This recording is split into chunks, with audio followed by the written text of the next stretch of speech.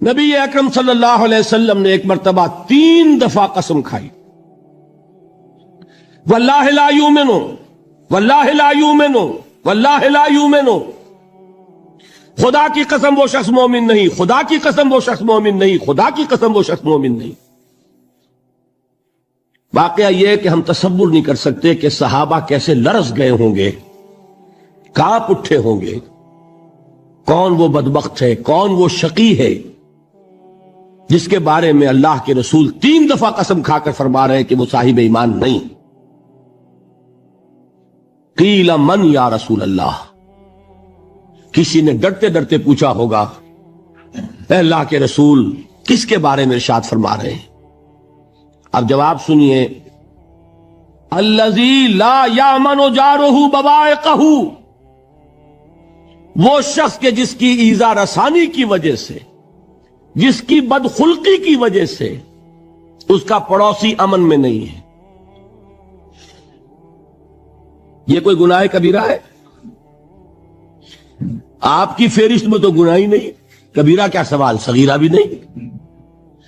زیادہ زیادہ آپ یہ کہیں گے کہ ذرا بد اخلاقی ہے، کج خلقی ہے، بس اچھا کردار کا معاملہ نہیں ہے، یہ کہیں گے، گناہ کی فہرست میں نہیں آئے گی بات۔ کبیرہ بہت بڑی شے ہے، لیکن اس پر اللہ کے رسول نے 3 دفعہ قسم کھائی، ایمان نہیں ہے، ہرگز نہیں ہے، خدا کی قسم نہیں۔ اب بتائیے ایمان اور عمل علیحدہ ہو جائیں گے کیا؟ یہ ہے مسئلہ جو امام بخاری کے سر پہ ہے۔ اور سنیے، فرمایا حضرت انس ابن مالک نے، یہ روایت جو میں نے آپ کو ابھی سنائی ہے یہ کوئی ایسی ویسی روایت نہیں ہے، متفق علیہ ہے، بخاری اور مسلم دونوں میں موجود، اس سے اونچا درجہ روایت کا ہے ہی نہیں۔ راوی کون؟ ابو ہریرہ رضی اللہ تعالی، ان کی والدہ لے کر حاضر ہو گئیں، یہ بچہ حضور آپ کی خدمت میں رہے گا، آپ کی خدمت کرے گا، آپ کے پاس رہے گا، ٹھیک ہے۔ وہ حضور کے خادم خاص ہیں، جیسے ذاتی کوئی ہوتا ہے معاملات میں مدد کرنے والا، خدمت کرنے والا، وہ ہیں انس ابن مالک۔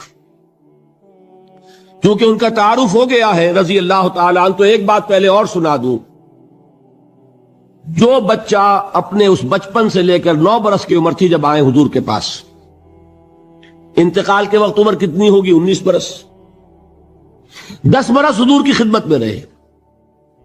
پہلے تو حضور کے اخلاق کی جو گواہی وہ دے رہا ہے وہ اس کی زبان سے سنیے کہ میں 10 برس حضور کی خدمت میں رہا، کسی بات پر ڈانٹنا تو کجا، حضور نے کبھی مجھ سے یہ بھی نہیں فرمایا کہ اے انس تم نے وہ کام کیوں نہیں کیا۔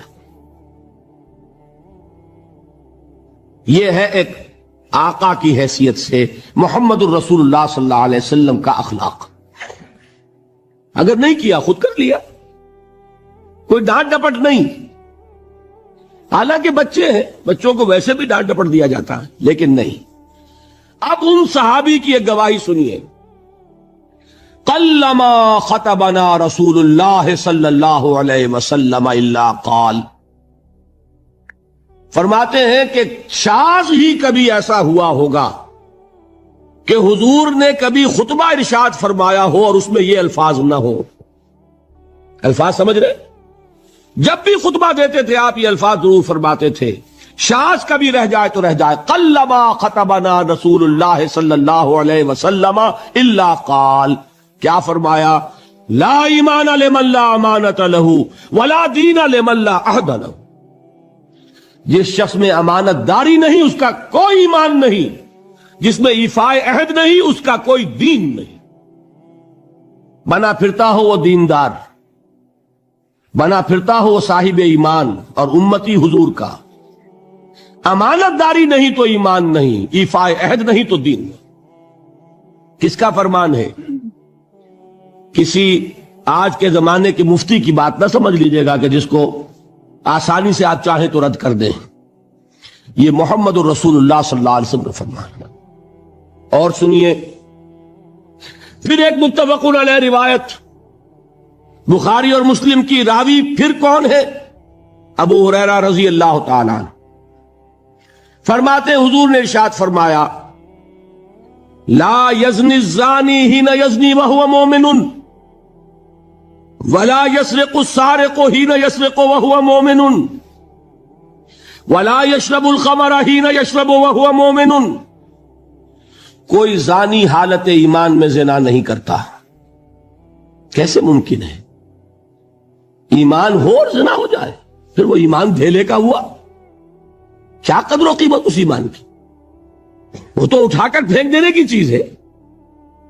ایمان اور اخلاق پہ اثر انداز نہ ہو، ایمان اور کردار کو نہ بدلے، ایمان اور عمل کو نہ بدلے تو کس مرض کی دوا؟ پھینکو اٹھا کر. نہیں ممکن کہ ایمان ہو اور زنا ہو، نہیں ممکن کہ ایمان ہو اور چوری ہو. لا یسرق السارق حین یسرق وہو مومن.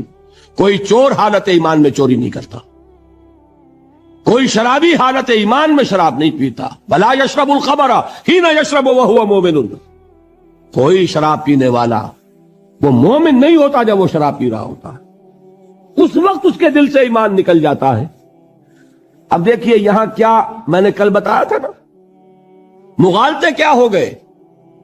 مغالطے یہ ہو گئے کہ اس کو سمجھ لیا قانونی بات. یہ قانونی بات نہیں ہے، وہ قانونی ایمان کی بات نہیں ہو رہی، یہ حقیقی ایمان کی بات ہو رہی. قانونی ایمان کی بات ہو تو یہ کافر ہو گیا. پھر کافر نہیں ہے. قانونی ایمان کا دار و مدار قول پر ہے. یہ وہ حقیقی ایمان ہے، قلبی یقین والا ایمان. اس کے بارے میں فرمایا جا رہا ہے وہ دل سے نکل جاتا ہے تو گناہ ہو سکتا ہے. ایک اور حدیث میں حضور نے اس کو اور واضح کر دیا. جب کوئی شخص